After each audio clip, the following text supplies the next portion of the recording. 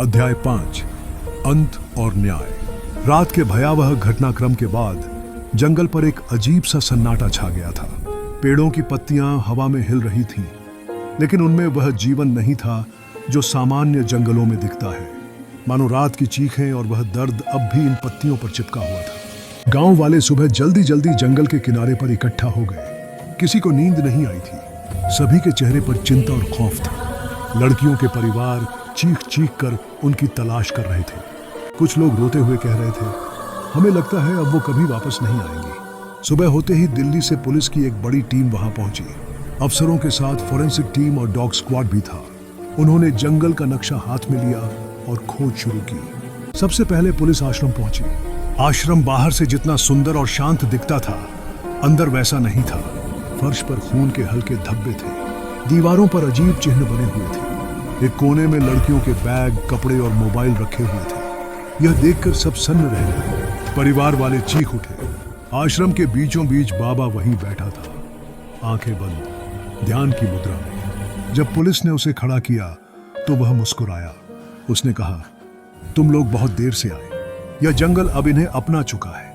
Police अधिकारी ने गुस्से से कहा, तूने उन मासूम लड़कियों को कहां छुपाया है? बाबा ने जोर से हंसते हुए कहा, छुपाया नहीं, मिटा दिया। डर और मौत ही इस जंगल का असली सत्य है। यह सुनकर सबके रोंगटे खड़े हो गए। पुलिस ने पूरे आश्रम की तलाशी ली। एक कमरे के नीचे गुप्त तहखाना मिला। उस तहखाने में खून से सने कपड़े, लड़कियों की किताबें और गहने रखे थे। दीवारों पर लोहे की जंजीरें लगी थी। यह देखकर कोई भी अपनी चीख रोक नहीं पाया। साफ हो गया कि बाबा लड़कियों को पहले डर और भ्रम से फंसाता, फिर उन्हें मार देता और सबूत छुपा देता। पुलिस ने बाबा को हथकड़ी पहनाई, लेकिन बाबा चुप नहीं रहा।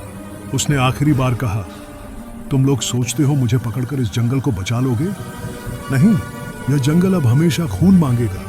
पुलिस उसे जीप में बैठा कर ले गई। गांव वाले दूर से देखते रहे। कुछ लोग रो रहे थे, कुछ ने चैन की सांस ली कि कम से कम अपराधी पकड़ा गया। घटनाओं के बाद सरकार ने तुरंत आदेश दिया कि उस जंगल को हमेशा के लिए बंद कर दिया जाए। वहां अब कोई घूमने नहीं जा सकेगा। पुलिस और फॉरेस्ट डिपार्टमेंट ने मिलकर पूरे क्षेत्र को सील कर दिया। गांव वालों से कहा गया कि अब वे जंगल में प्रवेश न करें। गांव के लोग भी अब वहां जाना नहीं चाहते थे, क्योंकि उन्हें लगता था कि वहां अब भी उन लड़कियों की चीखें गूंजती हैं। लड़कियों के परिवार टूट चुके थे। उनके सपने, उनकी उम्मीदें सब खत्म हो गई। वे अपनी बेटियों की लाश तक नहीं देख पाए।